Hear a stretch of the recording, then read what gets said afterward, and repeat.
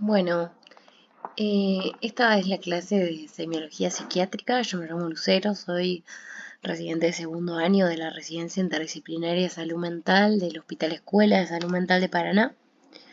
Y bueno, en esta clase vamos a hablar sobre semiología psiquiátrica. Tengan en cuenta que hay algunas de las, de las páginas del Power que tienen una E, que es la que hay que prestar atención porque son los contenidos que pueden entrar en el examen. Bueno, empecemos. ¿Qué es el examen semiológico? Para empezar, el examen semiológico de psiquiatría bueno, como en todo, es clínico, ¿sí? O sea, tiene que ver con una exploración que en este caso va a ser de las esferas psíquicas, eh, que en un momento determinado. O sea, es como en realidad como una foto. Eh, Se evalúan las esferas a través del lenguaje y del discurso, pero también hay ciertas esferas como la psicomotricidad que se evalúan por ver al paciente, ver cómo deambula, ver cómo está sentado. eh, También cuando un paciente entra al consultorio de la guardia o el consultorio externo, uno ve si la persona tiene una conservación de la higiene personal, si la ropa concuerda con la estación del año, bueno, esto, la actitud que tiene, si está colaborador o si está como más querellante, o sea, decir como más temeroso como que está en contra de uno, como que contesta de mala forma. Y bueno, y no solamente que es la evaluación a través del lenguaje de las esferas, sino también de los antecedentes del paciente. Bueno, la primera esfera es la más importante porque es la que garantiza que todas las otras esferas pueden ser evaluadas, es la de la conciencia. Que la conciencia va a ser la capacidad que tiene el organismo de tener un adecuado conocimiento de sí y del mundo. Es subjetivo y dinámico. Las alteraciones de la conciencia pueden ser cuantitativas o cualitativas. Las cuantitativas ya las conocemos todos, tienen que ver con los niveles de conciencia. Primero va a estar la conciencia conservada, digamos, lo normal, que es la lucidez, que hay una correcta capacidad o sea, que estás vigil y con una correcta capacidad eh, de recibir todos los estímulos que vengan del exterior y del interior. Después está la somnolencia, que es un estado en el que la persona es capaz de alcanzar la vigilia completa a través de estímulos que no necesariamente tienen que ser dolorosos. Por ejemplo, cuando uno habla o algún ruido, que vea algo, puede que la persona retorne a la conciencia, a la vigilia en realidad. Después está letargo o letargia, que es cuando la persona eh, responde a estímulos que no sean nociceptivos, o sea, responde a estímulos que no sean dolorosos, pero es incapaz de alcanzar la vigilia completa. Después está estupor, que es un estado en donde la persona requiere estímulos dolorosos para elevar el nivel de conciencia y para alcanzar la vigilia y tal vez ni siquiera, o sea, no alcanza la vigilia completa, pero el estímulo tiene que ser solamente doloroso, a los otros estímulos como el habla no responde. Y por último, coma, que es donde hay una ausencia total de la respuesta a estímulos.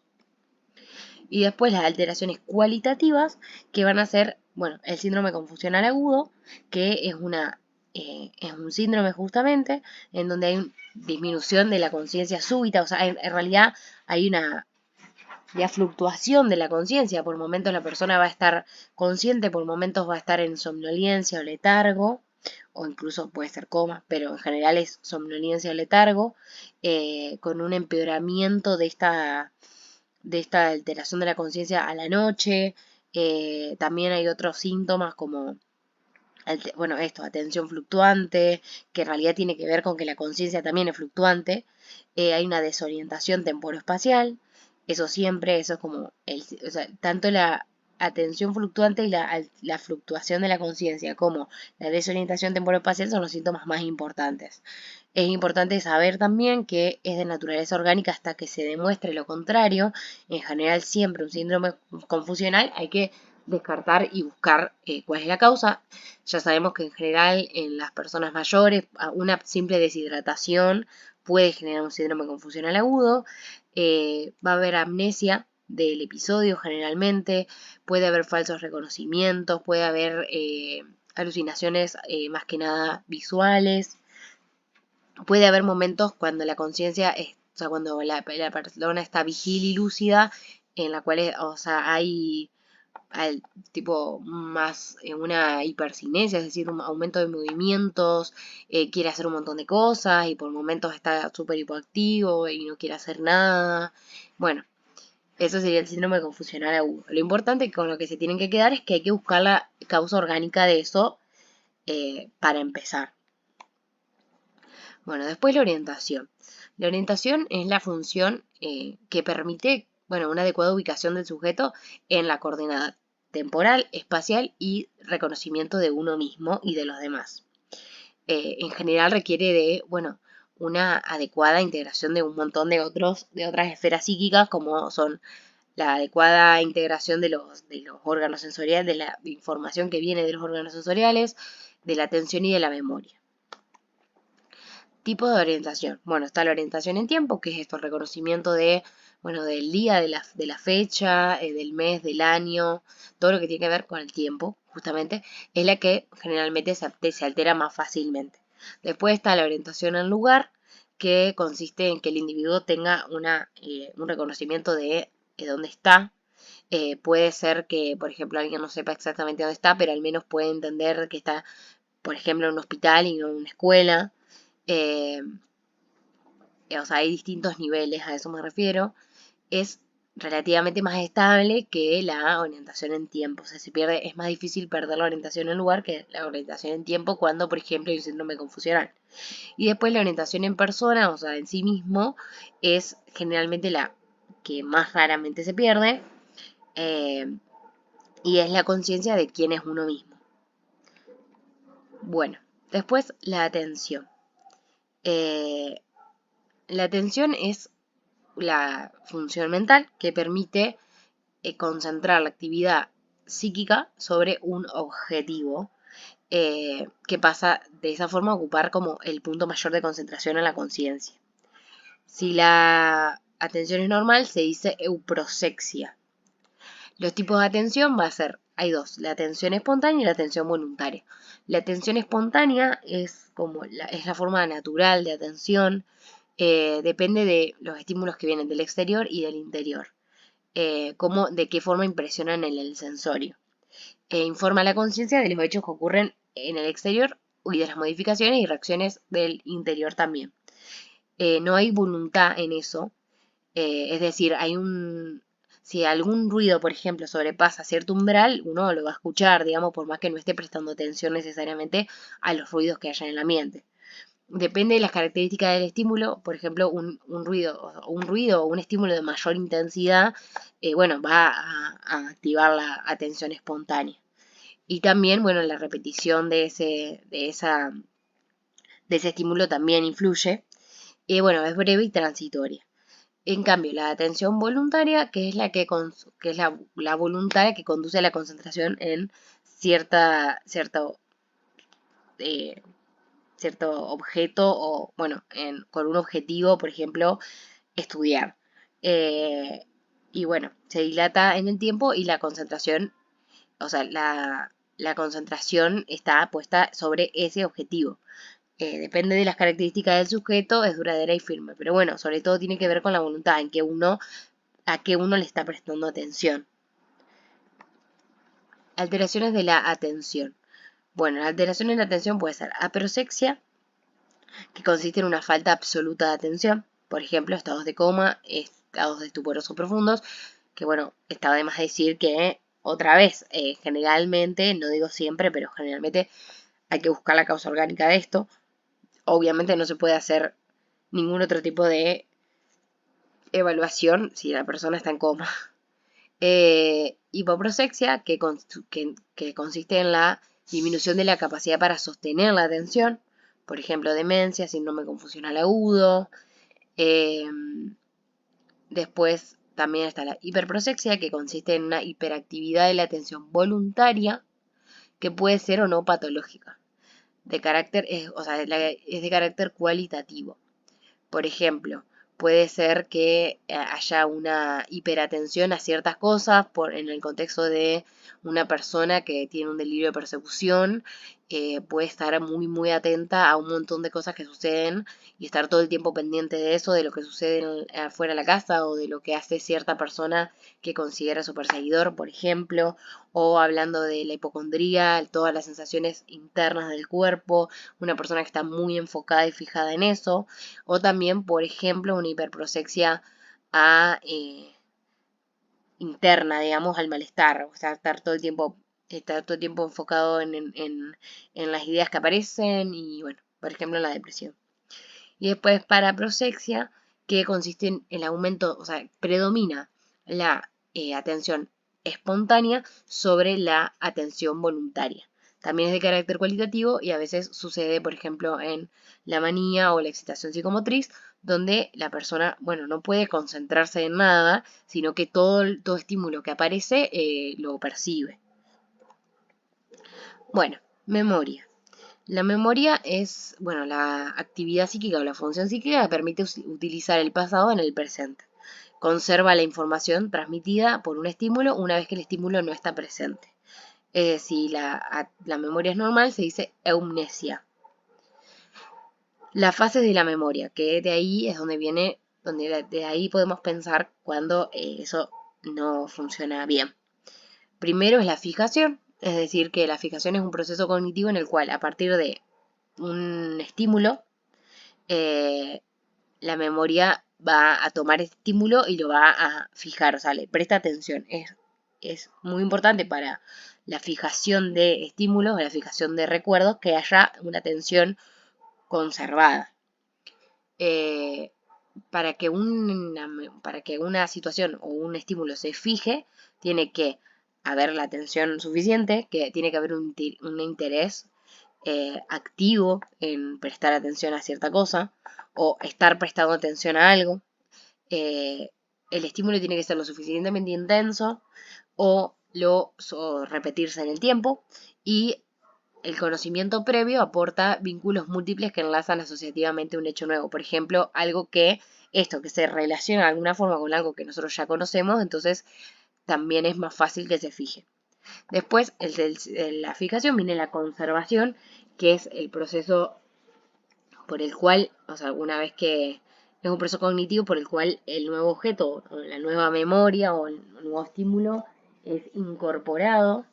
Es un aspecto fundamental de la memoria porque es la memoria propiamente dicha, digamos, el hecho de poder conservar lo que sucedió. No participa el sujeto, no es algo voluntario, sino que es algo que sucede. No es de carácter consciente.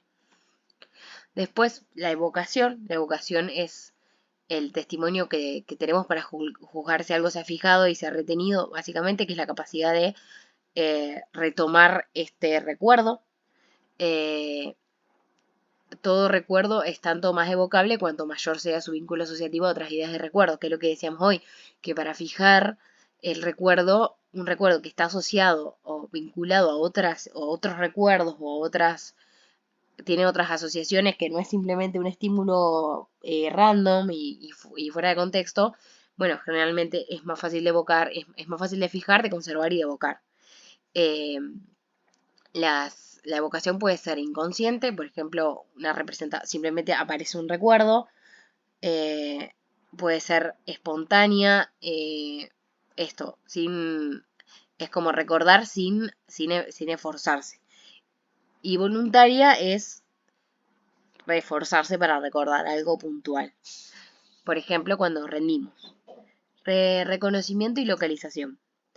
El recuerdo se perfecciona desde el momento en el que psiquismo ubica el acontecimiento que reproduce en el lugar y tiempo. No es una representación nomás, sino que es un momento de la vida. Bueno, las alteraciones cuantitativas. Acá hay una E. Amnesia se llama. La ausencia absoluta del recuerdo donde debería existir. Pueden ser amnesias parciales, es decir, que, por ejemplo, uno recuerda lo visual pero no lo auditivo. Bueno, el recuerdo está en partes, por ejemplo. Después están las amnesias totales, que desaparece el recuerdo entero. Puede ser anterógrada, es cuando afecta la fijación de los recuerdos y modifica la aprehensión de los conocimientos. O retrógrada, cuando se produce una incapacidad para recordar la información ya adquirida. Es decir, anterógrada puede ser cuando uno, por una razón, por ejemplo, una persona que está muy triste y que está todo el tiempo como pensando en lo que le está pasando, alguien está hablando con alguien y eso, desde que empezó a estar triste, digamos, como que ya no recuerda mucho lo que habla con los demás, le dicen, ¿te acordás tal cosa que te dije? No, no me acuerdo porque no hubo fijación, digamos, porque la persona no estaba prestando la atención suficiente, sino que estaba más en lo que le pasa. Entonces, se afecta la fijación del recuerdo. Y después retrógrada es cuando uno no puede evocar una información ya adquirida y fijada. Que uno ya sabe que esa información ya, por ejemplo, la ha recordado en otro momento. Por ejemplo, eso pasa en las demencias. Amnesia retroanterógrada, que se afecta en la fijación y la evocación. Produce desorientación y falta de comprensión, por ejemplo, en un síndrome confusional agudo. Y amnesias lacunares, que es como un olvido de... Son consecuencias de las perturbaciones de la conciencia, por ejemplo, cuando uno toma alcohol, y son olvidos de todos los datos que acompañan al proceso. Generalmente es aguda, estacional e inmutable. O sea, uno después nunca no logra retomar ese recuerdo. Bueno, hipomnesia es una disminución de la actividad amnésica, pero sin llegar a la pérdida total de la misma. Contribuye a una pérdida de la capacidad de atención. O sea, es muy importante recordar siempre que la atención influye en gran parte en fijar y conservar. Conservar no tanto, pero fijar los recuerdos. Hipermnesia es la capacidad para recordar un número elevado de datos. Generalmente se trata de memorias parciales, sucesos, músicas, números. Bueno, es una cualidad del individuo que puede ser o no patológica. No eso. Bueno, después están las cualitativas, como el déjà vu, que es esta sensación de haber vivenciado, de que una vivencia nueva ya ha sido experimentada. Pueden ser un paciente sin patología que se acompaña de una sensación de extrañeza y, bueno, puede ser causa de la fatiga psíquica. Y en pacientes con patología que no experimentan la extrañeza, sino que hay certeza absoluta de que uno ya vivió esa... No pueden relativizar que eso es algo que tiene que ver con, bueno, con que no es tan cierto, digamos, que no es necesariamente así. Yamaiku, que es una impresión de no haber visto nunca algo que ya es bien conocido. Las confabulaciones, que es una ilusión en realidad porque se evoca un recuerdo pero deformado. Y la alucinación de memoria, que es la evocación sin recuerdo. O sea, sería más en el terreno de la fantasía, porque sería algo que uno imagina, pero se piensa que es un recuerdo. Y después la paramnesia reduplicativa, que es un desdoblamiento en el tiempo en el que la persona piensa que está pasando que está viviendo en el presente y el pasado a la vez, por ejemplo, las demencias. Voluntad.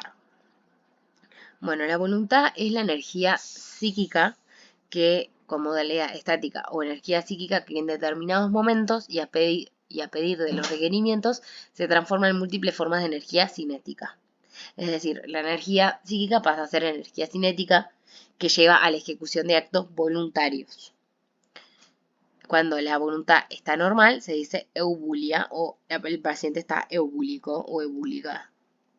Las alteraciones cuantitativas de la voluntad son la abulia, que es la capacidad volitiva totalmente anulada, inactividad que no es producto necesariamente del desinterés, sino de la falta de energía para movilizar y para accionar. Después la hipobulia, que es la capacidad volitiva disminuida, generalmente está disminuida en la iniciativa, y la hiperbulia, que es la capacidad volitiva aumentada. Hay una fuerza aumentada para realizar actos que se proponen y solo se adentra en el terreno patológico cuando hay aspectos inadecuados a normas de convivencia social. O, por ejemplo, la hiperbulia puede ser productiva o improductiva. La hiperbulia productiva, que puede ser de la hipomanía, por ejemplo, que es esto, como que la persona tiene ganas de hacer muchas cosas, esas cosas se concretan, las termina, logra hacer todo lo que tiene que hacer, es como más productivo de lo normal. En cambio, ya la hiperbulia improductiva, la persona en realidad empieza un montón de cosas, todo queda a la mitad, no puede trabajar porque presta atención a esto y se le ocurre hacer tal cosa y va a hacer tal otra, como que todo va quedando ahí en el camino porque se le van ocurriendo otros planes y quiere hacer lo otro y lo nuevo y lo nuevo. Que eso sería más de la manía. Afectividad. Bueno, es un conjunto de experiencias que definen y delimitan la vida emocional del sujeto. La afectividad es el tono anímico, digamos. Eh, si la persona tiene una afectividad conservada, generalmente es decir, una afectividad eutímico sería una persona que está tranquila y no está ni angustiada ni como exaltada, es como una persona tranquila, sería lo eutímico, por así decirlo. Las alteraciones de la afectividad pueden ser cuantitativas o cualitativas. Las cuantitativas va a ser la hipertimia. La hipertimia es una exaltación de la afectividad. Es una respuesta desproporcionadamente elevada en relación a la situación real. Esa hipertimia puede ser placentera o displacentera. La placentera es incongruente con lo que está sucediendo, pero con euforia y exaltación, por ejemplo, la manía o la hipomanía. Y en cambio, la displacentera es, por ejemplo, la angustia y la depresión, pero no es en intensidad tal vez, es desproporcionada para lo que está sucediendo en la vida real. Y después está la hipotimia, que es una disminución del potencial afectivo. La respuesta está disminuida, la respuesta emocional, y es inadecuada también para lo que sucede, lo que está sucediendo para el sujeto.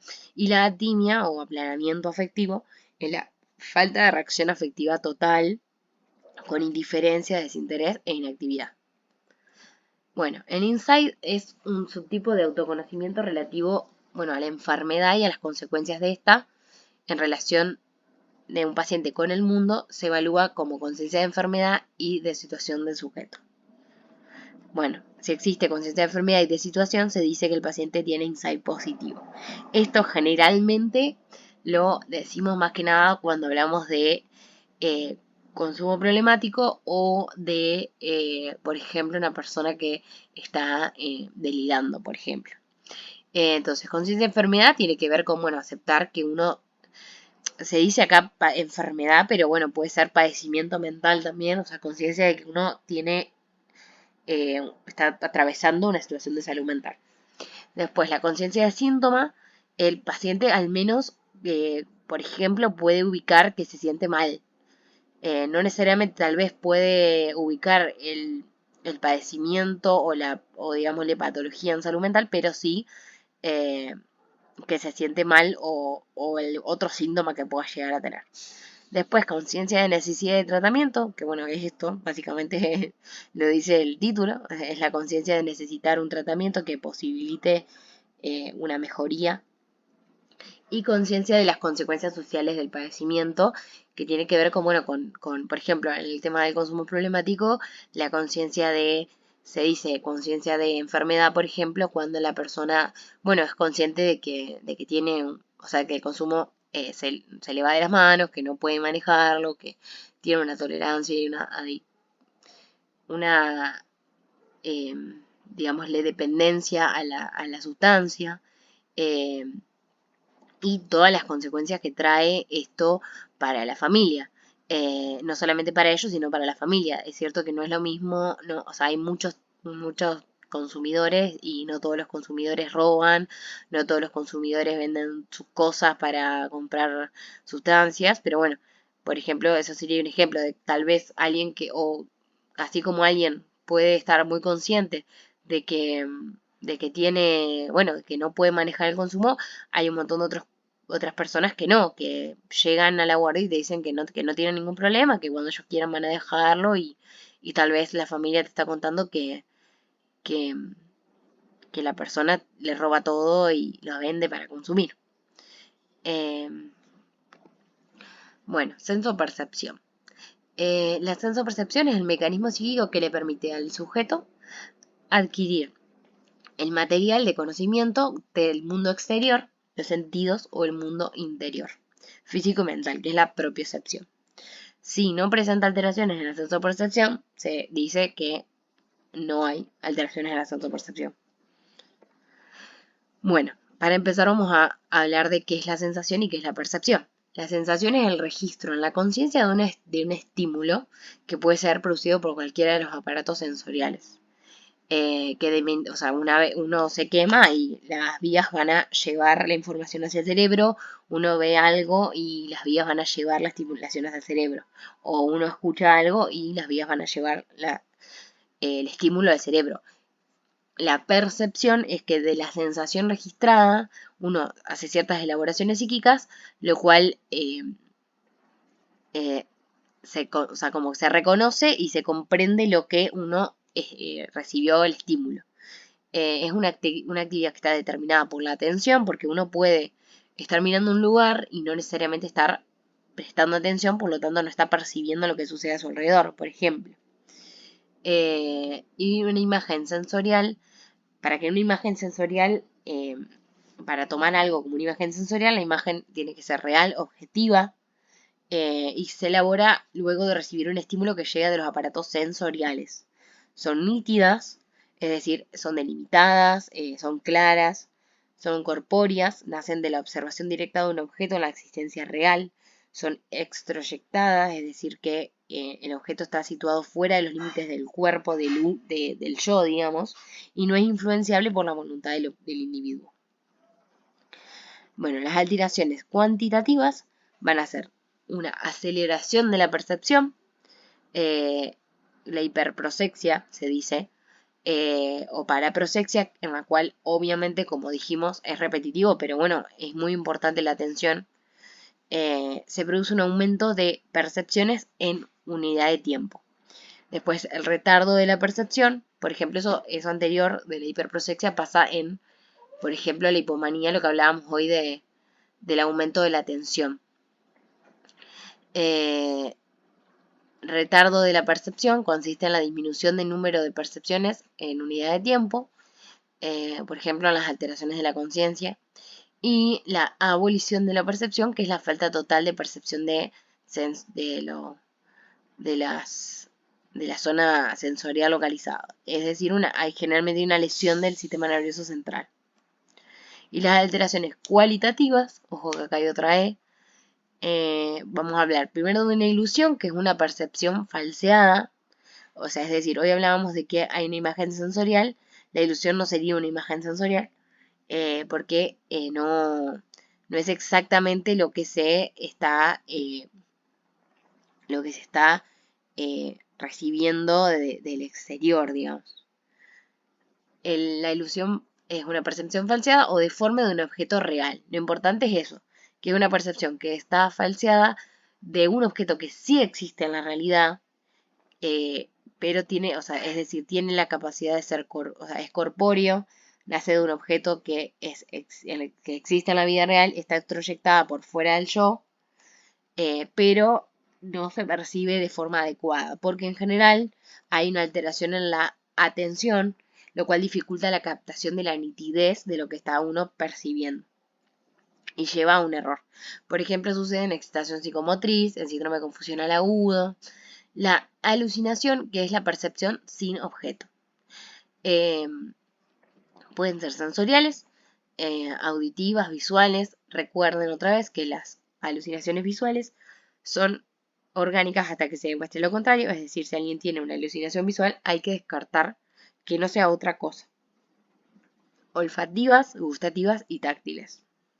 Sinestésicas se vinculan a los diferentes aparatos y órganos, por ejemplo, la sensación de que uno tiene, no sé, el estómago como si fuera una piedra, o el estómago podrido, o que se le agrandan los órganos. Bueno, esas son todas alucinaciones sinestésicas. Las alucinaciones cinéticas, que tienen que ver con que la sensación de que se imprimen movimientos en el cuerpo y que uno no tiene el control del cuerpo. Y bueno, pueden estar acompañadas o no de alteraciones de la conciencia.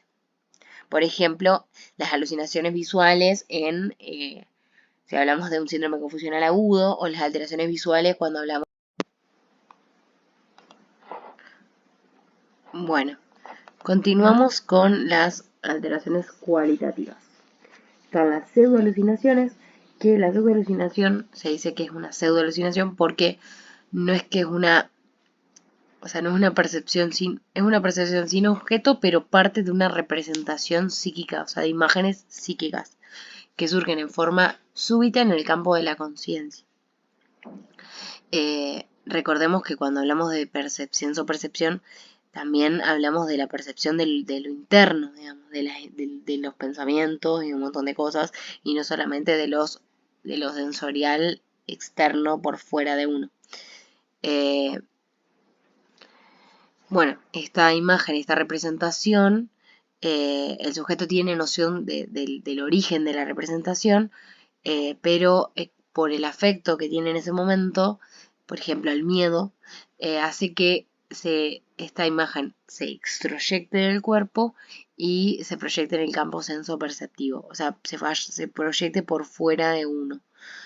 Por ejemplo, ver un monstruo que vos sentís que lo estás viendo, pero bueno, eso no es una alucinación necesariamente, es una pseudoalucinación. Después la alucinosis, que consiste en un estado persistente, pero que no de alucinación, o sea, es una alucinación, pero se llama alucinosis porque la persona no está convencida de lo que está viendo, digamos. Al contrario, no tiene ninguna interpretación, está convencida de lo que está viendo, pero no tiene una interpretación de eso. Es decir, el individuo reconoce que esto es algo patológico y que acepta que la alucinación está ahí, pero que no debería estar, y se debe al automatismo cerebral, que está desencadenado por ejemplo, diversas sustancias tóxicas o infecciones, estados febriles, por ejemplo, como decíamos hoy en el síndrome confusional agudo, cuando, por ejemplo, hay alucinaciones de bichos. Después las percepciones delirantes, que es una falsa interpretación, o sea, se le da una interpretación incorrecta a una percepción que es real. Por ejemplo, uno percibe, o sea, uno escucha un ruido. Este ruido uno lo percibe, pero cuando integra esta percepción con un objeto real, uno le da un significado que no tiene. Por ejemplo, que un llamador de ángeles le suene y uno piensa que es Dios que se está comunicando con uno.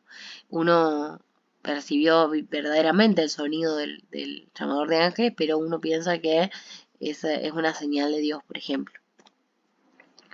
Bueno, el pensamiento se va a formar por la concatenación de ideas que se enlazan de forma digamos, coherente entre ellas y no solamente ideas con ideas, o pueden ser ideas y representaciones psíquicas. Esto se halla en la conciencia. Son el resultado de la captación sensoperceptiva o bien de las representaciones, o bien de la relación de representaciones. El pensamiento, lo que vamos a valorar va a ser el contenido del pensamiento, que son qué ideas aparecen. Estas ideas, digamos, toda la unión de ideas mediante la relación entre ellas y la valoración entre las ideas, integran el caudal de conocimiento. Después está el curso, que es el ritmo que tiene la unión de estas ideas y la coherencia que la unen. Y bueno, y la coherencia, que es la manera en que las ideas se cohesionan para formar un concepto. Que estas ideas tienen, o sea, esta concatenación de ideas tiene un sentido y no es simplemente por asociación, por ejemplo, semántica o de que las palabras suenan parecidas, sino que, bueno, tiene un sentido y un fin, digamos. La coherencia del curso están muy relacionados porque, bueno, el curso, como les decía, tiene que ver con un ritmo de las ideas, pero también el fin hacia donde se dirige ese pensamiento. Que el pensamiento llegue a algún lado, digamos, que tenga una idea directriz, una línea de lógica. Bueno, cuando hablamos del capital ideativo nos referimos al conjunto de ideas o conceptos que se han adquirido en el transcurso de la existencia. Las ideas constituyen las ideas que la persona va adquiriendo y va formando a través de lo que percibe del exterior y del interior. Es el capital ideativo de una persona. Bueno, y dentro de esas ideas hay ideas concretas e ideas abstractas. Cuando uno es chiquito y cuando uno va creciendo, pasa del pensamiento concreto al abstracto. Por ejemplo, un niño, tal vez, como tiene pensamiento concreto, sabe que si hace algo, eso tiene una consecuencia, por ejemplo, pero en lo concreto, ¿no? Pueden pensar consecuencias como más que tienen que ver con lo abstracto. A ver, vamos a pensar un ejemplo. Por ejemplo, un niño puede tal vez entender que si se cae le duele, pero tal vez no puede entender que si hace algo que es peligroso, que nosotros consideramos peligroso, por ejemplo, meter los dedos en el enchufe, no puede pensar, bueno, capaz que si yo meto los dedos en el enchufe puede que me electrocute. O sea, no tienen la capacidad tal vez de pensar las consecuencias del acto que están llevando a cabo. Y eso es un pensamiento abstracto, pensar consecuencias, pensar qué pasaría después de uno hacer algo. Las ideas abstractas tienen mayor jerarquía, hablan de recursos simbólicos de un desarrollo del cerebro también que trascienden el plano concreto y bueno, también son fuentes de conocimiento universal, cierta capacidad para unir ideas, para hacer relaciones entre ideas. Bueno, habla también de la capacidad de pensamiento abstracto. No, o sea, es la capacidad, una idea abstracta, en la idea abstracta falta la representación mental objetiva que determina la construcción de la idea o imagen, es decir, poder imaginar, o sea, se forma una representación mental que no necesariamente tiene una relación de algo que uno vio o escuchó, o sea, simplemente con la concatenación de ideas se llegó a otra idea, pero que no necesariamente tiene algo objetivo en el exterior que la desencadena. Por ejemplo, bueno, cuando uno estudia y se imagina, o uno estudia anatomía, se imagina el cuerpo, y bueno, y hay algo de eso que evidentemente es abstracto porque uno no necesariamente está viendo cómo es el estómago, cómo es el páncreas, dónde están ubicados. Hay algo de, bueno, de que uno tiene que abstraerse e imaginarse de cierta forma lo que va leyendo y lo que va pensando, lo mismo que con fisiología, cómo funciona, uno lo va pensando y va armando conceptos e ideas que bueno, que no necesariamente eso tiene o sea, uno no ve necesariamente eso en lo concreto. Bueno, alteración del contenido.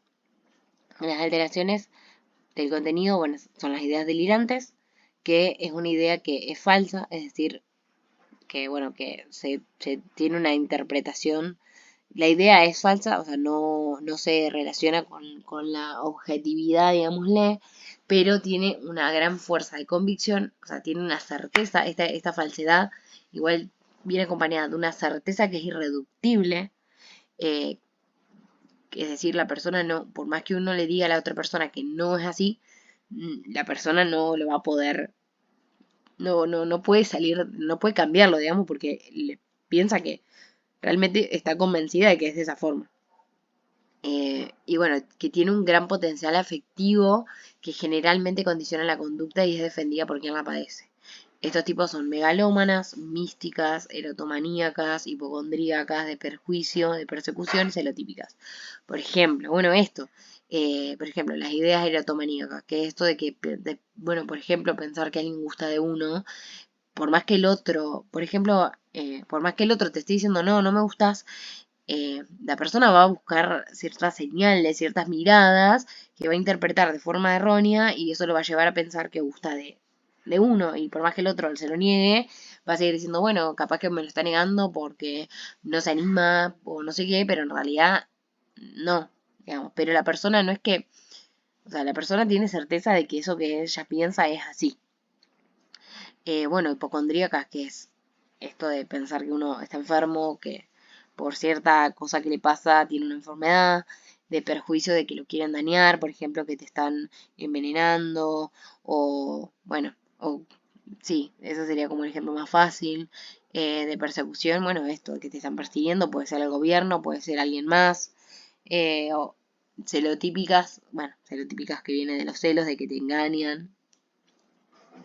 Em, Ideas obsesivas, que es la reaparición constante e inoportuna de determinados pensamientos que se acompañan de conciencia de falsedad, o por lo menos, o sea, la persona, por ejemplo, en el trastorno obsesivo compulsivo, tiene ciertas ideas que uno considera atroces, por ejemplo, pero igual aparecen, igual son difíciles de como de borrar o de pasar a otra idea. Pueden estar o no seguidas por una compulsión. Bueno, acá también estarían las ideas, por ejemplo, de uno hacerse daño. También uno cuando hay alguien que tiene una idea de suicidio, o sea, ideas suicidas, ideas de muerte, bueno, entran dentro de la alteración del contenido, digámosle. Bueno, alteración del ritmo y de la coherencia, que esto tiene que ver con lo que hablábamos hoy de cómo, en qué ritmo, en qué rapidez se van uniendo estas ideas y la coherencia que tienen entre ellas. El aumento del ritmo, que sería la taquisiquia, que se producen asociaciones muy rápidas y fugaces. Las ideas se encadenan con una rapidez extraordinaria, las asociaciones son inestables, o sea, uno no tiene un sentido tal vez lógico, objetivamente hablando, y también están determinados por estímulos exteriores, digamos, no es que solamente es la idea, o sea, uno une las ideas con las ideas, sino que se van atravesando ideas que no tienen nada que ver, no hay una idea directriz, no hay un objetivo, el pensamiento no llega a ningún lado, digamos. Eh, Disminución de el ritmo. Bueno, en el anterior, la taquistiquia, por ejemplo, uno empieza hablando una cosa y esa palabra lo hace acordar a otra cosa, entonces o sea, empieza a hablar de algo nada que ver y otra vez lo mismo, y otra vez lo mismo, como hablábamos por ahí de la hiperbulia improductiva en la manía. Bueno, el pensamiento en la manía también hay este tipo de pensamiento, en donde uno va como pensando en una cosa, después en otra, después en otra, después en otra, y nunca llega a ningún punto de lo que quiere contar, digamos. Después, bueno, está la disminución del ritmo, que sería la bradisiquia, que es una lentitud en la asociación de ideas. Hay una dificultad bueno, no necesariamente hay una dificultad, pero sí una menor cantidad de asociaciones en unidad de tiempo. Existe una dificultad para hallar las representaciones y los términos que han de enlazarse en la cadena asociativa, y la evocación de los mismos también es lenta. El pensamiento disgregado es una perturbación muy grave que se produce cuando la idea directriz es incapaz de condicionar y mantener la progresión del pensamiento, el cual pierde su finalidad lógica. Por ejemplo, en la fuga de ideas, que en la taquisiquia, más allá de que la idea directriz, o sea, se va complicando porque van apareciendo ideas y van apareciendo otras asociaciones, en algún punto llega a terminar lo que quería pensar, digamos. Pero en el pensamiento disgregado directamente no hay una finalidad lógica del pensamiento. Bueno, alteración del ritmo y de la coherencia, ideas o pensamientos incoherentes, que es una expresión máxima del desorden de las ideas. Por ejemplo, uno pregunta una cosa y te contestan algo que nada que ver. Y bueno, fuga de ideas, en sus discursos no se advierte ninguna idea sostenida, no hay una idea, no hay una dirección persistente, apenas existe una intencionalidad que es cambiada persistentemente. Las asociaciones no dan tiempo a que la actividad física pueda encauzar y dirigir las ideas hacia una finalidad.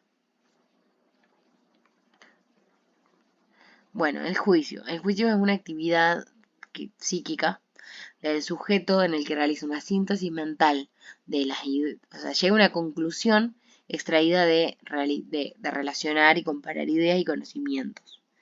Es el filtro que confronta y depura los conocimientos para que éste sea la expresión del deseo, la intención y el saber de la personalidad.